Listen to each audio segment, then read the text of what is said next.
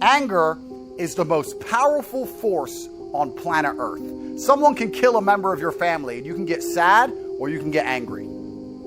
Angry gets something done. Sad?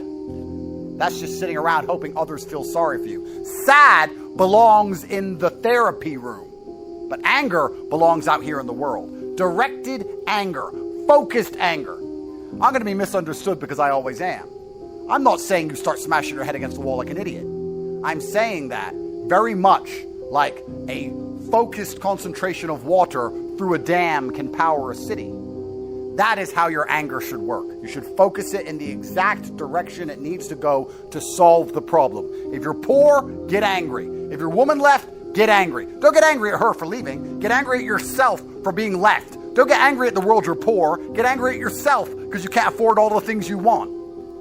Anger is the correct response to any emotion because anger elicits instant action.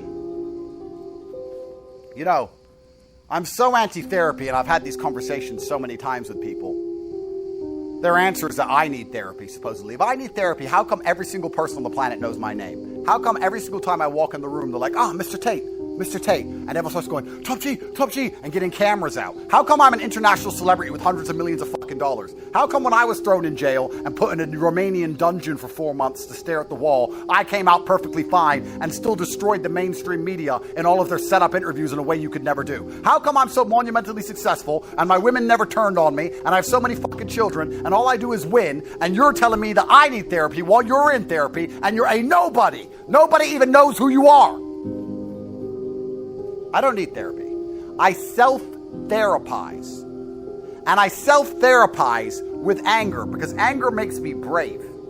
And my bravery has allowed me to grab demons by the neck. People say to me, oh, I have anxiety.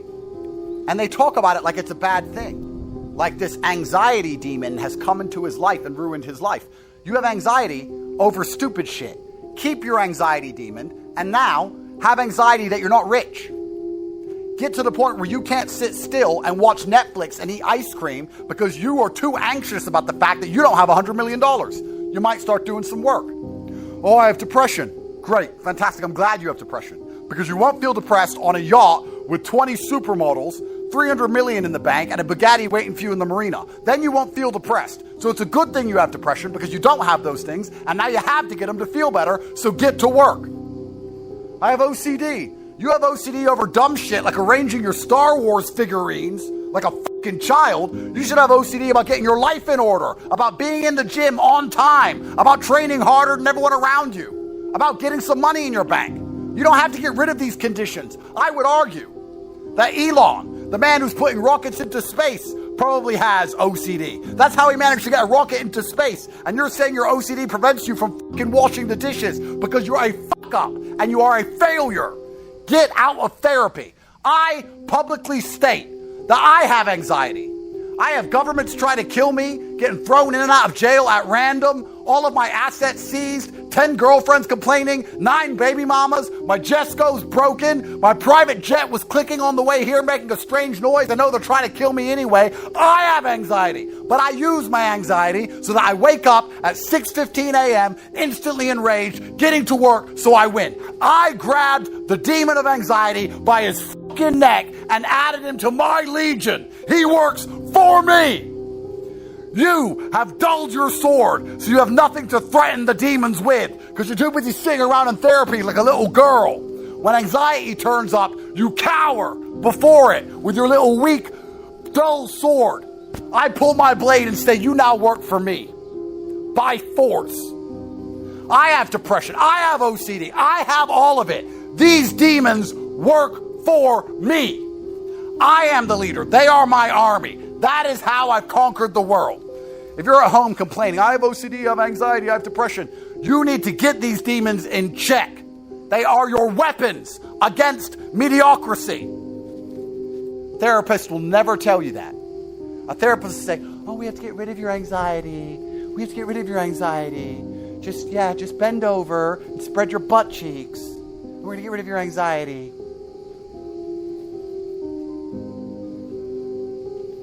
It's not a perfect world. It's a world of war and endless combat and chaos. my legion of darkness is made up of monsters, because monsters fight monsters.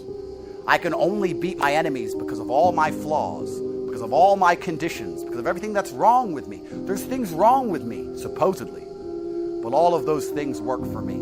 And it seems that whenever I direct my chi at any task, even escaping the highest level matrix setup in the most corrupt country on the map, I somehow managed to pull it off. You think I got out of this Romanian bullshit situation with luck? You think I got out of it with law? You think I just sat around and the law helped me, or I was lucky?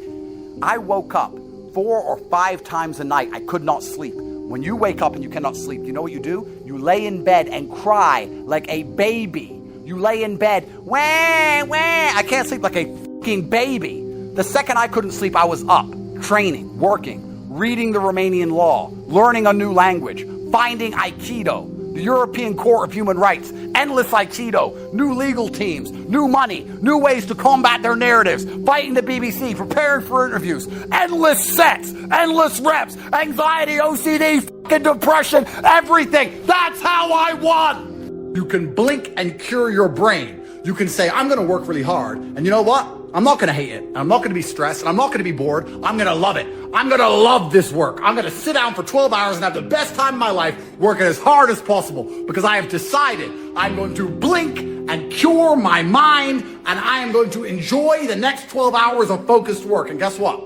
You'll work better than ever before. I was afraid, and I used that fear to train as hard as possible. And you can apply that to life as a whole. You need to use the fear of being mediocre and use it to make you try as hard as possible. The reason with most mediocre people is they don't have a fear of being mediocre. They've listened to the matrix programming and they've been convinced that being mediocre is absolutely fine. It's fine to not be that successful. You know what? All our graves are the same size. Doesn't matter what you achieve in your life. Doop-de-doo, dumpty-dum. This is the slave mind, and I refuse to accept it. I do not accept that. I accept I'm an exceptional individual and I deserve an exceptional experience of the human consciousness, and that's what I'm going to fucking have. And it doesn't matter if I have to do it myself, that's fine, because no one else is going to do it for me. So yeah, there has to be a healthy fear. If you're genuinely scared and genuinely uncomfortable in a certain situation, you're going to move. If you fall asleep on your arm and it gets uncomfortable, you'll wake your ass up and move your arm.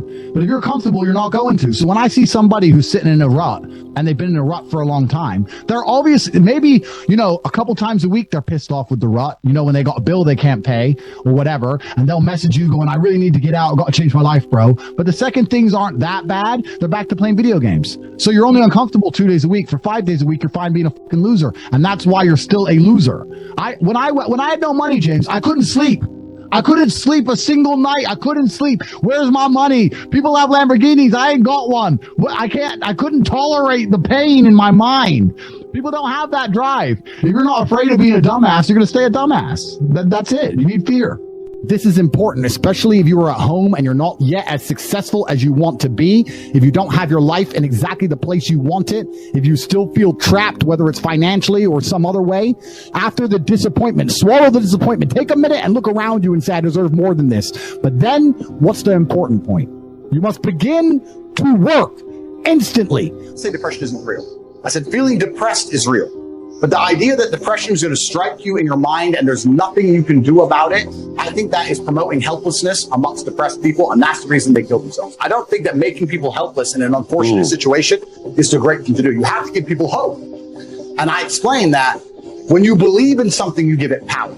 So I tried to say that when I felt at my lowest and I achieved the most I've ever achieved in my life, the reason I was capable of doing that is because I didn't believe in the paradigm of being a depressed person. I just believe that this is how I currently feel, and it, I'm going to do whatever it takes to get my life to be better. And I gave a very simple example, an analogy. I said, if you take two people, one believes in ghosts and one doesn't, and you put them both in haunted houses, and in the middle of the night there's a bang.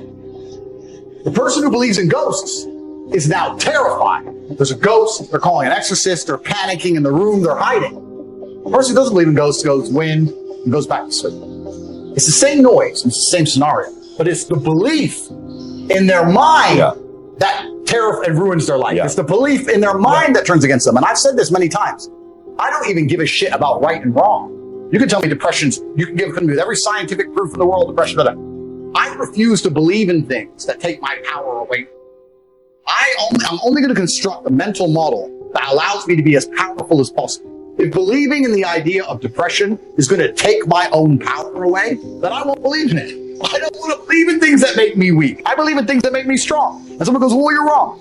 Listen, let's assume you're correct and that makes me wrong. Let's say that you're right and you're depressed.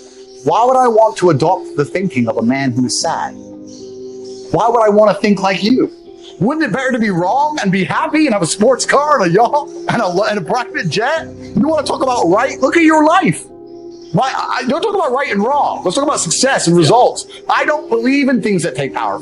I never have. So when people email me and they start saying, I'm depressed. And what's funny is this. I talk to them and they desperately defend the idea of depression. I'm like, my friend, you just told me you're too depressed to be successful and depression has destroyed your life and you lost your girl. I'm telling you that the enemy in your life isn't real. And you're now sending me 10 emails a week trying to convince me that your enemy is a real thing. Why are you sticking up for your enemy? This person, whatever it is, this idea destroyed you and you're putting your energy into defending it. You should be on my team. Whose team are you on here? You want to sit here and convince me? I'm never going to believe you. I'm never going to adopt your thinking because your life is not successful enough for me to emulate. So why don't you try to adopt my way of thinking? Stop defending this. And they're defending it because it's a cure-all excuse. Depression or sadness is a cure-all excuse for men to use for failure. I have failed. This is why they say I don't believe in men's mental health, or the man who's depressed can't compete with the man who's not depressed. This quote. I say, listen, you get to roll out, be fat, be out of shape, be broke, be unimportant with no girlfriend. And instead of the world thinking you're a loser, you get to say, I'm not a loser, I'm depressed. It's a shield. Yeah. And I say, that's why you don't want to lose your shield. Because now you have accountability, now you have performance. It's a cop-out.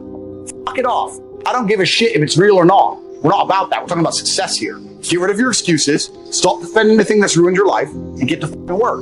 And every time anyone has ever listened to me in history, ever, every single one of them's transformed their lives and messaged me positive messages after. Every single time. That's why I'm antidepressant. Because that pill ain't going to fix you the way becoming the man you wish you were is going to fix you. How it would feel to have this car, how it would feel to be in this place, how it would feel to be famous and internationally renowned, how it would feel to go to Saint-Tropez and live on a yacht, how it would feel to be able to fly on private planes, how it would feel to not have to worry about food anymore. My brother and I used to imagine for hours. We used to talk about it. We believed in this version of reality where we somehow made it. Not only do you lack motivation, you lack imagination. And that's why it's very important. You need to start believing you are the man, even if you're not yet. Before I was world champion, I knew I was going to be world champion. You have to believe these things. We had imagination and we had hunger and fire. You don't have those things. That's why you're fucked. And there used to be for men like a rite of passage. In most societies, you had to go through something to become a man, from a boy to a man. But that thing was always difficult. It's always been difficult. Now you have to self-induce it, self-inflict it. But if you're going to be a boy and never bring on that self-inflicted rite of passage, how are you going to ever become a man? There's another thing people don't understand about me and my message. Sometimes I sit here and I say things that piss people off because that's how you trigger people to make action. I have often written emails or done videos to, especially to men when I want to help men, to piss them off. You're a loser.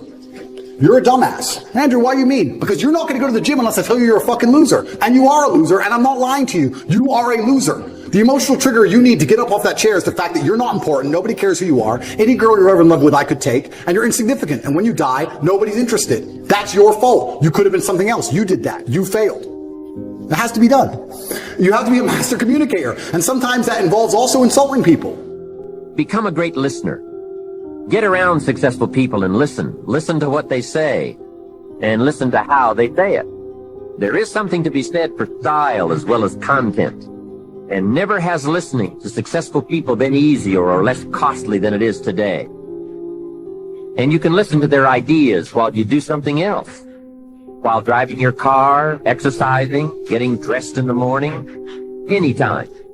Listen over and over again until their ideas become your ideas. Their inspiration, your inspiration. They'll lift your spirit. They'll keep your mind on what's important, on your goal and how you can achieve it. Ideas well written, well spoken, well received, well learned.